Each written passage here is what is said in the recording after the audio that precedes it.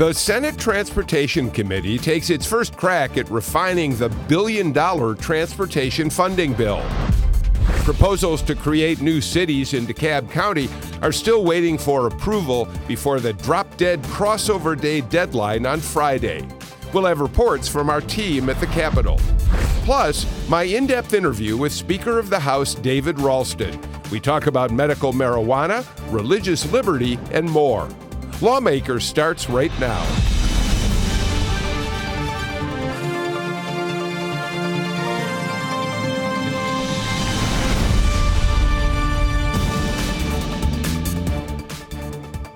Good evening and welcome to Lawmakers. I'm Bill Nigut. We're at day 29 of this year's session, and Friday's crossover day deadline is looming large at the state capitol. In a few minutes, we'll have my one-on-one interview with House Speaker David Ralston with details on some of the year's biggest issues. But first, Pat St. Clair has the latest from under the dome. Hi, Pat. Hi, Bill. Good evening. We begin tonight with the debate over advanced placement history and whether Georgia should regulate how the course is taught. On a vote of 38-17 today, the state Senate said yes to S.R. 80, sponsored by Senator William Ligon. The resolution demands the College Board revise the course to a program that teaches more traditional American history. Many Democrats are critical of the idea. Here it says that the College Board surveyed 458 teachers and professors to see if the outline was politically balanced, and 98% said that it was. Well, I can tell you that there are many other history professors and teachers. In fact, one of the primary critics actually worked for the College Board at one time and helped write the prior framework. And he said that it is extremely unbalanced. So, and that's the problem. There is no room for another perspective within the framework. Okay, well, I guess we disagree that 98% is pretty overwhelming from the experts in this. 98% of what?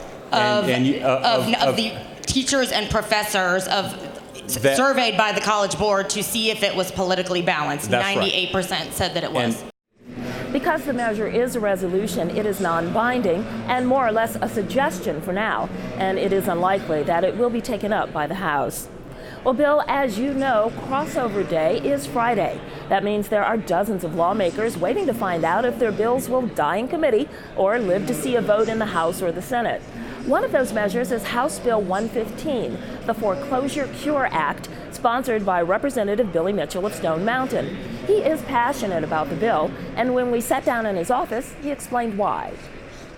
So tell us, you have a bill regarding foreclosures. Tell us about the bill. What is it designed to do? As you may know, in Georgia, when you sign the myriad of documents that you have to during a closing when you're purchasing a home, one of those documents is a form which states that you give up your right to have a judicial forum, meaning that if you get behind on your mortgage, the bank can take your home without taking you to court. But once you get one day beyond that period, it is up to the lender to decide whether they will accept your payment or not. Let's assume that you have a $100,000 mortgage. You get behind in your mortgage, get in a bad situation, bank takes your home, bank sells your home. Bank, because we're in a depressed economy, bank can only sell your home for $75,000. The underage, what happens to that? You still owe the difference. Now, if you have a magnanimous bank that decides, okay, Mr. Mitchell, we are tired of chasing you for this additional $25,000. You don't have any assets, you lost your job, whatever. We're going to write off the $25,000 you owe. The IRS treats it as income, and they come after you for the difference. And I would maintain the worst kind of debt you can owe is to the IRS if you're in a bad situation. And so what this bill will do is so that if you come up with the money, you borrow it from friends, you refinance, you hit the lottery, whatever, the bank no longer has a discretion in deciding whether or not to take it. They have to take it and place you back on your normal schedule of payments for your mortgage. So how many people do you think this legislation affects? Last year, there was something in the neighborhood of 50,000 odd foreclosures throughout the state. And we're talking about the last count that I got from an independent researcher said that this will affect maybe about from 5 to even as many as 10% of that number. So let's think conservatively and say that maybe this will affect something like 2,500 people a year. That is a substantial number of consumers that could take advantage of this new law. And what about support in the Senate? I expect this to just breeze through the Senate just as it has done for the House thus far. No question about it. You know, this is an issue that crosses across all party lines. This is not partisan legislation. There are neighborhoods all in rural Georgia as well as urban areas of the state that could take advantage of this issue. We did check with the clerk of the House, who said HB 115 could still be debated on the House floor Friday. Mitchell, like a lot of other lawmakers, will be waiting to see what happens. And finally tonight, the House Transportation Bill is now in the hands of the Senate and its Transportation Committee. The review of HB 170 was supposed to start today, but it was delayed until tomorrow because the floor session went longer. But on the Senate floor today, Vincent Fort announced his opposition to the bill because it does not offer specifics about including minority contractors in the transportation work. When it comes to inclusion, we don't need vague language. When it comes to inclusion, we don't need somewhere down the road, maybe at a place that is not known. What we need is specifics. I cannot go back to my constituents, good businessmen, people of goodwill, and tell them that we got this letter. They'll say, Senator Fort, what's wrong with you for voting for a transportation bill that does not have specific language about minority participation? The committee hearing is tomorrow. The Senate will start working on the transportation bill next week, including writing its own version. A bill we know you interviewed House Speaker David Ralston. I bet he'll be watching what the Senate does very closely. Thanks, Pat. I'm sure he is already paying close attention. It sounds like they're still in session in at least one side or the other to Capitol right now behind you, yes? Yes, they are. The House is still in session. You can hear there are a lot of people gathered around, and you can hear the bells ringing as they're voting on various bits of legislation. All right. The good news is the Speaker told me last night that he doesn't want to go much past 7:30 or so tonight because we know day 30 is going to be a very long day on Friday. Thanks so much, Pat. You're welcome. Tonight, we're now going to bring you the first two parts of an in-depth one-on-one conversation that I had with Speaker David Ralston. We sat down in his office at the Capitol yesterday to talk about some of the issues that are getting the most attention this year. We began with a $1 billion transportation funding measure. As you know, it passed the House last week, despite the fact that there was pressure on many Republicans to vote against it, coming from groups that insisted it represented a tax increase. It is not a tax increase, and it is dedicating in a stable way new revenues to transportation, so we can address repair and maintenance before we ever get into improvements. We've got big needs there, and so. I thought the House handled this issue in a very, very thoughtful and responsible way, and frankly, I was very proud of the way things came out. Yeah, I think a common theme these days for government in general is that elected officials aren't willing to stand up and take courageous stands in the way that we may have seen them do that in the past.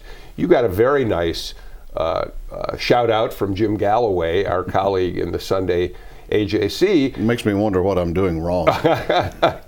But he suggested that you had taken a leadership position that some think that John Boehner ought to be taking in the U.S. House. Now, I'm not asking you to comment on John Boehner, but it did take a certain amount of leadership to say to your members, yes, this is a big gulp. It's a lot of money. And yet you felt comfortable standing up and and taking that position? Well, again, at the end of the day, what I've said is that we had to act, that we had to act in a meaningful way. Because it wouldn't be easier next year, because we have an election year next year. And 2 years from now, there's no assurance that it will be easier, but there is the assurance that the need will be 2 years greater than it was this year. Okay. And so we couldn't keep digging that hole and not address it. I'm hopeful that our colleagues in the Senate will choose to join with us now. I have indications are that the governor believes that we need to do something meaningful, and I think people, when you get outside sort of the chattering class, I think people expect us to do the right thing. At the end of the day, I'm hoping that's what we'll be able to do. The bill has now been assigned to Senator Tommy Williams, Transportation Committee. Have you had an opportunity to talk to either Senator Williams or the Lieutenant Governor to get some sense of how they're looking at whether they're going to accept this way of raising the necessary revenue? Well, the Lieutenant Governor and I talk on a regular basis, and he and I are friends. I think that we share some of the same views on this issue, and I know that he will engage in a very meaningful way over on the Senate side. And we've batted about a lot of discussions. I haven't had an opportunity yet to talk to the chairman of the committee, but maybe we'll have that opportunity going forward. Well, if for whatever reason they decided to look at an entirely different funding mechanism, this is still a very delicate house of cards, isn't it? In other words, if they send back to you a bill that establishes a somewhat different method of funding, you have the potential for this whole thing to collapse, don't you? You'd have to go back to your members and start all over again. Well, no, I think the membership of both bodies, the House and the Senate, understand that this is a process that's still ongoing. I don't know what their proposal will be. I hope it's a meaningful proposal. I think that's what's important. If they choose to go off in some different directions, as long as we can end up at generally the same point that we are now, I think that's the most important. There are some members in your body in the House who may in fact face some now opposition in primaries because they voted for it, and there are people out there trying to paint this as a tax increase. Is it your hope that will you want to make sure that you can do everything you can come re-election time, that members who took this stand in favor of the bill won't be punished by voters? Absolutely. I campaign for my members every election season. I left my own race last year up in the mountains and went out in the state to help members in their primaries.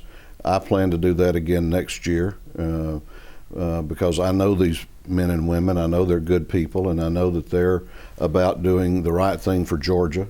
So I'm going to absolutely support them. And some of the members who maybe took a riskier stand on this maybe get a little extra attention from you? Well, no, I don't know that it'll be extra. I'm going to work for all of them. I mean, there were some members who cast very courageous votes.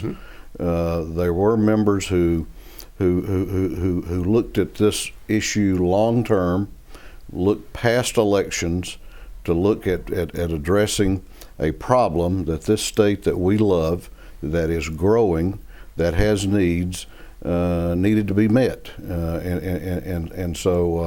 I'm going to help all of them. Okay. We'll have more on our conversation with the Speaker in just a few minutes. The House passed a bill today to create the city of Levistics Hills, but some legislators are concerned that border disputes need to be resolved first. Representative Tom Taylor is the bill's sponsor. It's a bill to incorporate allow the residents of an unincorporated area of DeKalb to decide in a referendum later this year whether they want to become a city or not. La Vista Hills, it's in central DeKalb, has a population of approximately 68,000 people. This would be the 12th or 13th largest city in Georgia. I've been down this path. It's kind of like Groundhog Day.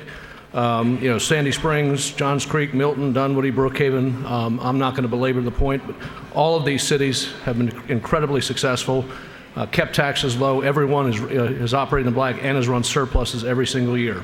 I remain very concerned about the diverse wishes of my constituents who are correctly saying to this body, you have two competing interests and no opportunity to resolve the contest between the borders. The controversy continues, but the bill now goes to the Senate for consideration.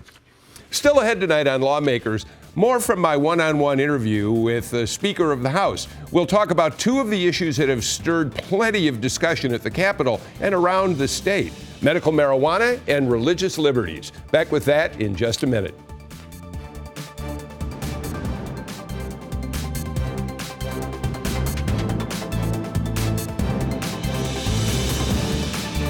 Wife returns to PBS next spring. What could be better? BuzzFeed says it's tea-cozy television with a very deep soul. Really? Don't quite know what to say. The show is sweet, funny, and well-acted. I think the secret's out. It's an emotional workout. It's very unfair to pluck at my heartstrings. That's sincere and sentimental. It certainly is. And practically perfect in every way. More or less the words I was searching for. Call the Midwife.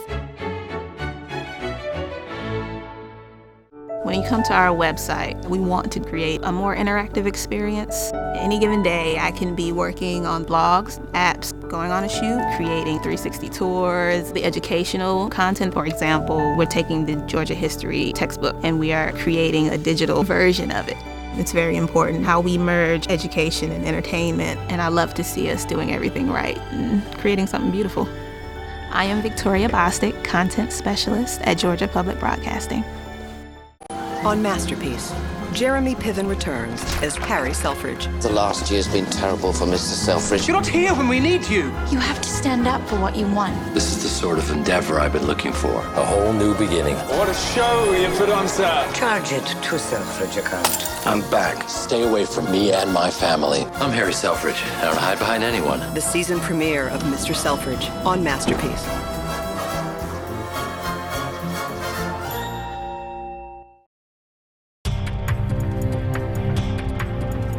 On this date, March 11th, 1948, Roy Eugene Barnes was born in Mableton. At age 26, he won a seat in the Georgia Senate, where he served for 16 years. After a failed bid for governor in 1990, Barnes ran for and won a seat in the Georgia House, where he served for 6 more years. In 1998, Barnes ran for governor again and won, but he ended up serving just 1 term. His successful push to remove the Confederate battle emblem from the state flag was one of the major factors in his loss. But it did earn him something else, a Profile and Courage Award from the Kennedy Library.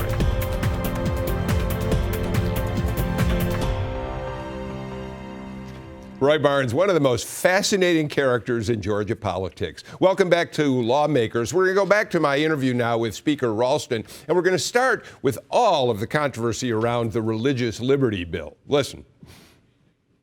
I understand that there are very strong feelings on both sides of the issue. There is no one that believes more in our religious freedom than I do. And I say that as a Christian, as a Georgian, and so I understand that that there are some feelings in this that are intense. You're really correct on that, and I wanted to talk about that briefly. You've got a group of some 200 ministers, rabbis, Christian ministers of various denominations, including some Baptists, Southern Baptists, all saying, please, let's not move forward with this.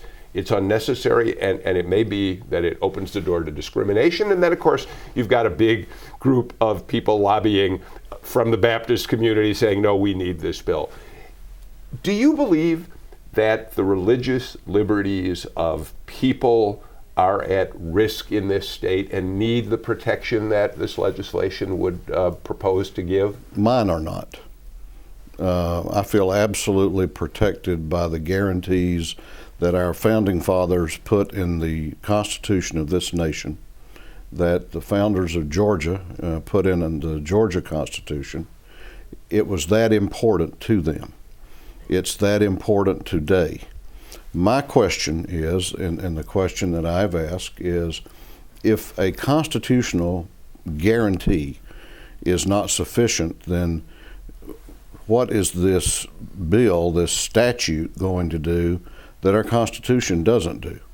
And so I've been kind of having that discussion with people on both sides of the issue.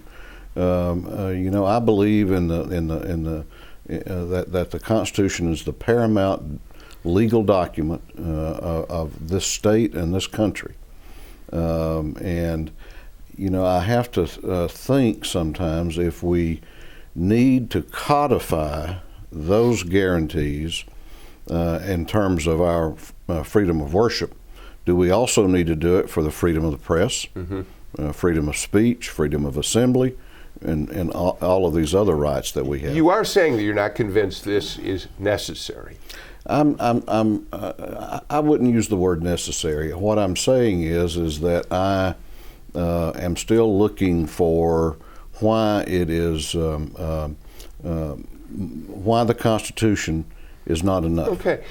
On the converse side, do you have any concerns that perhaps the critics may be correct that this could lead to discrimination against gays, lesbians, others who are in the minorities? I have to take the proponents at their word that it's not, and I don't believe that it is. I don't believe there's any ill motive behind the bill, and I think it's an honest and civil disagreement over an intense and emotional issue. Okay, final word on that.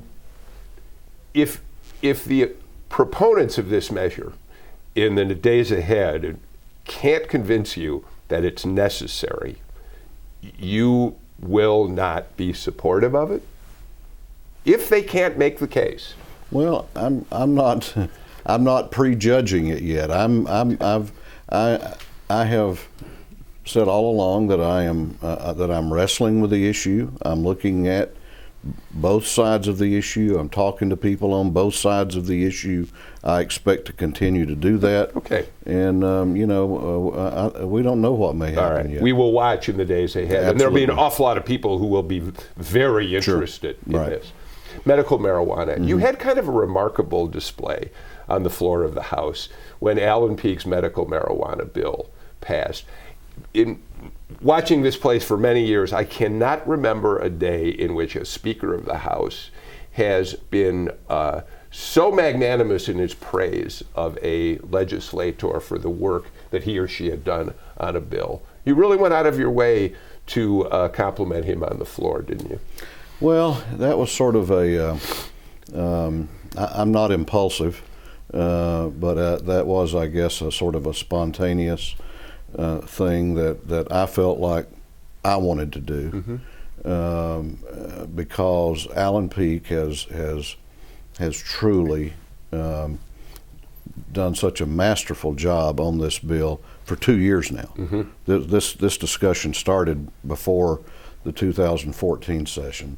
He brings a passion and a commitment to helping families that have needs that they believe can be addressed by this bill in such a genuine, heartfelt, but well thought out way that I thought it was appropriate just to recognize exceptional work. This session, I think that the work that he's done and the work that Jay Roberts has done on transportation are two of the finest pieces of legislating that I have seen in many, many years around this building, and I thought he deserved that. The final bill, of course, from the House has 9 conditions that would be eligible for cannabis oil. The Senate is now saying, well, we think 1 condition. We think seizure disorder, which is where we started, or at least the committee that has taken the bill will talk about that. Will you be displeased if they come back with a version of this that says, no, we only want to deal with seizure disorder and want to put it in some sort of trial program? I would hope that the Senate would recognize that no one has become more intimately knowledgeable about this subject matter than Alan Peake. I trust Alan Peake on this issue. I trust the work that he's done and the work that those that have worked with him have done in the House. I hope they would give that a measure of respect as it goes through the process over there. At the end of the day, these are families that are supporting this, that are not asking for anything from government. They're simply asking for the opportunity to treat some very serious disorders in a way that they don't get arrested and prosecuted. And it's medical, it's not recreational. I don't support recreational. So I would hope they would give deference to the work that he has done in terms of the number of conditions, in terms of the other issues that his bill covers.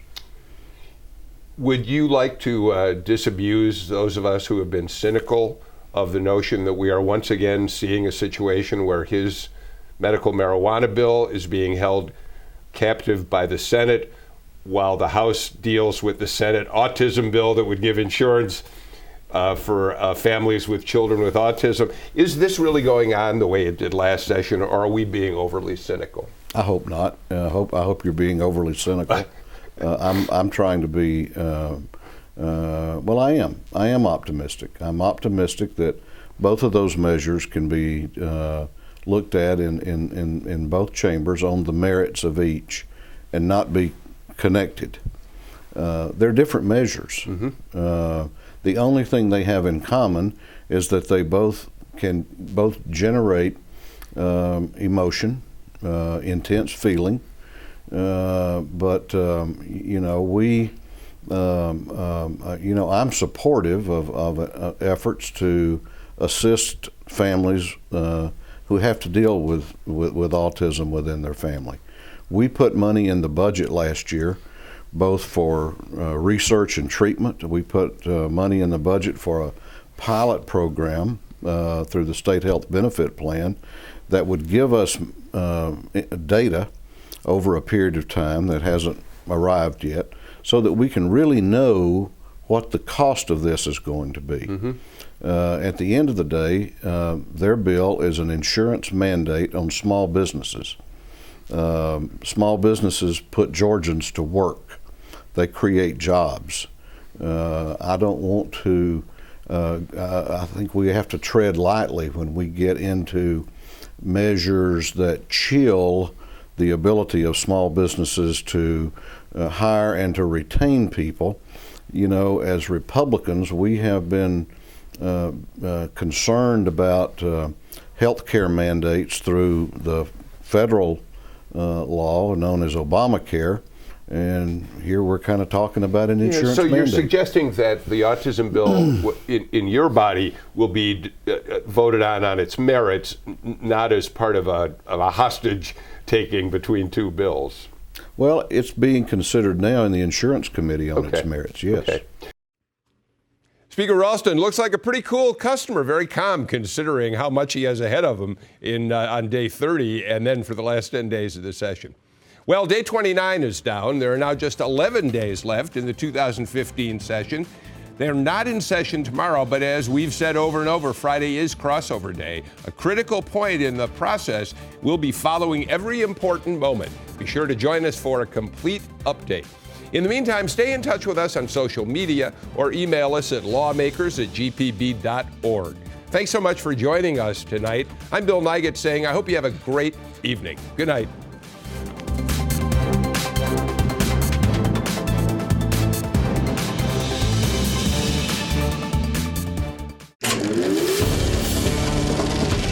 This is a GPB original production.